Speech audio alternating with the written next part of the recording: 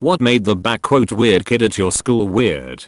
The Vine where a kid goes, "I have the power of God and am on my side," and screams like a banshee went to my middle school. He was maybe 4 grades underneath me, but his weirdness turned him into one of the most popular kids in his grade. My town has the "screw your chicken strips" Vine. Dude, you're literally wearing my school sweatshirt in the Vine. I think he graduated last year. Kid smelled like he bathed in cat pee every day. Hissed at anyone who came near him. Used to run through the hallways from class to class. Threatened to kill me in a computer lab because I used Internet Explorer instead of Firefox. I'm on his side about not using Internet Explorer. Had one girl in my year who had a weird obsession with our physics teacher. Then in a lesson learning about spinning forces, she asked if she could show a cool video to the class. He said yes. The video was of her spinning on a pole in her underwear. When he sent her out, she was yelling the whole way, "Why are you saying that pole dancing is sexual? Course that's sexist." She wore butt-skimming skirts with fishnet tights and corsets on non-uniform day as well. Always got sent straight home. They ended up expelling her when we were about 17.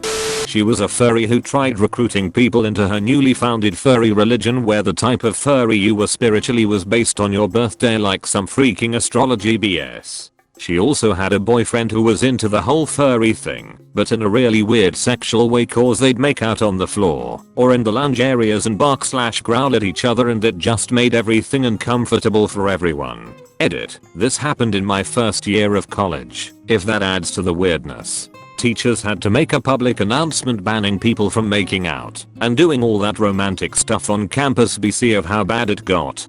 There was a kid in my school who was obsessed with Mario. He had Mario sweatshirts and notebooks and a Mario backpack. Well, someone figured out that if you told him Mario is dead, he'd flip, scream and cry. You know he's not every time. He got in trouble multiple times for attacking kids who said anything about Mario dying, even if they were talking about in the context of Smash Brothers or something. This happened 8th 10th grade, then I never saw him again. Luigi.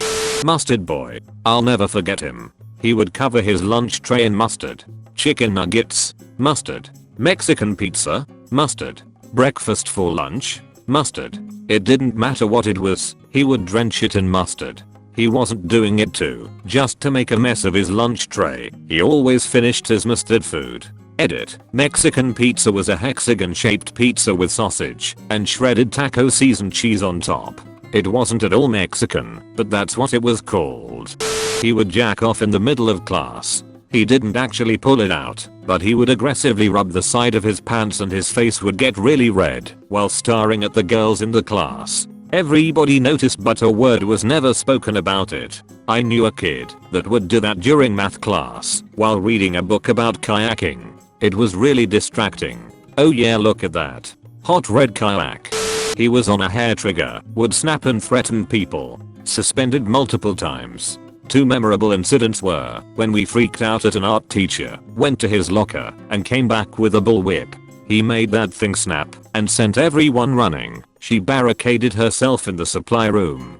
Another time someone made the mistake of teasing him about something and everyone laughed, and he pulled a knife and screamed, "Who wants to be the first to die?" He was expelled, and I'm not sure what became of him. Imagine sitting in class thinking the weird kid is gonna retrieve his gun, but instead brings a freaking bullwhip. You went to school with Indiana Jones. The art teacher complimented his painting by saying, "Nice work. We should display your painting in the library." And that's when he snapped and screamed, "It belongs in a museum." I had a few. One was obsessed with Asian culture, kind of random, since we lived in a very rural community in Canada with little connection to the outside world, let alone to Asia, and would lose her mind if anyone said anything remotely negative about it. It started out as mainly just a fixation on Pokemon, anime, and K-pop, but quickly branched out to all things Asian. She once hit me with a textbook because we were discussing M. Butterfly in class, and I said that I didn't like it. This was at age 16. Another kid used to pick his nose until it bleed and then go home because he had a nosebleed. He would also eat the budgers. We were all surprisingly chill about that part of his personality. The thing we all hated most about this kid is that he would lie about the most random stuff. Like he would deny that he got hit when playing dodgeball or caught when playing tag on the playground. One time my neighbor made me a little inukshuk glued to a piece of driftwood and I brought it to school to show the class. This kid picked it up in front of everyone, immediately dropped and broke it, and then denied that it was him that broke it, even though we had all literally watched him do it. He cried when we continuously called him out on it. This was also at age 16. Edited to added that the lying kid one time broke his arm and came to school in a sling. The next day the sling was on the opposite arm. Even the teacher called HM out on that one. After you defeat all the weeboos, your weird classmate is the final boss. I had a girl hiss at me in 5th grade. Hadn't seen her in about 16 years. Recently went to a party she was attending. She asked if I remembered her and said boy howdy. She hissed again. I always knew she was weird. So she was 25 to 26 when she hissed at you the second time. Yes. I had a locker above his and he always yelled something stupid.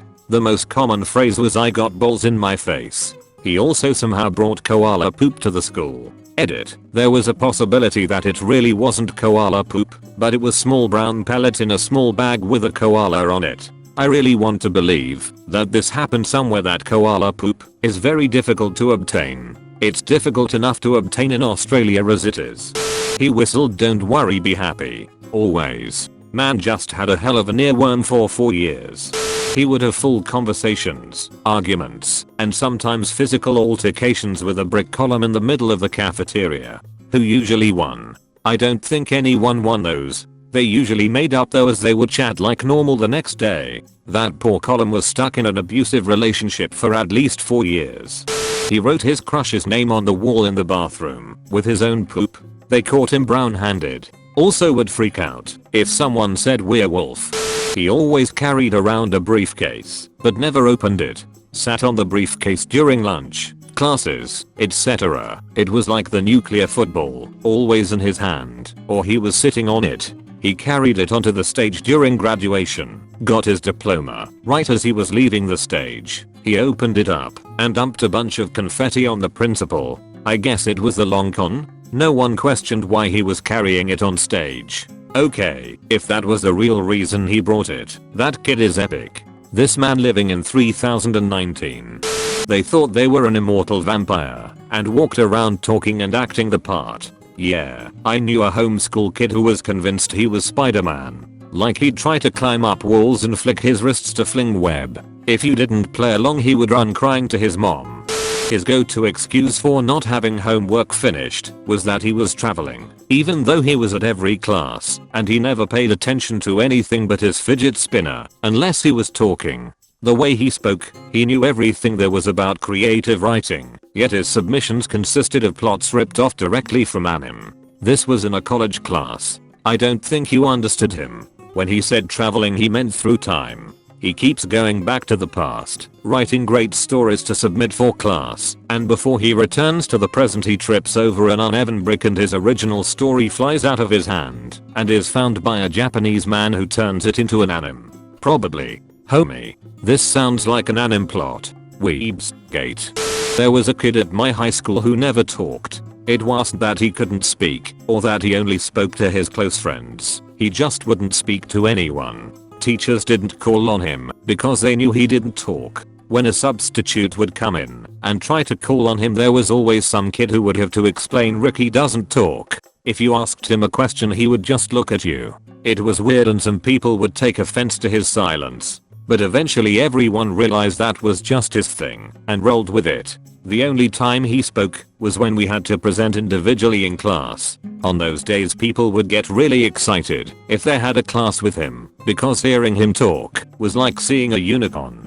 He once asked me to be his gay slave, so I don't even know how to feel about that. I just wanted some Yu-Gi-Oh cards that I wasn't even going to use. Gay slave sounds like something a middle school edgelord would say, lol. Weird. I didn't have any weird kids in school. Oh no. Yeah, as soon as I saw the question I was disappointed I couldn't out the weird kid at my school. I was the weird kid at my school. He walked around like Master Chief. Even teabagged the ground randomly, all while holding an invisible assault rifle. Did he walk like he was holding the assault rifle? Yes. All he needed was a costume and he would have been out British rail apostrophe-ing kids all day long.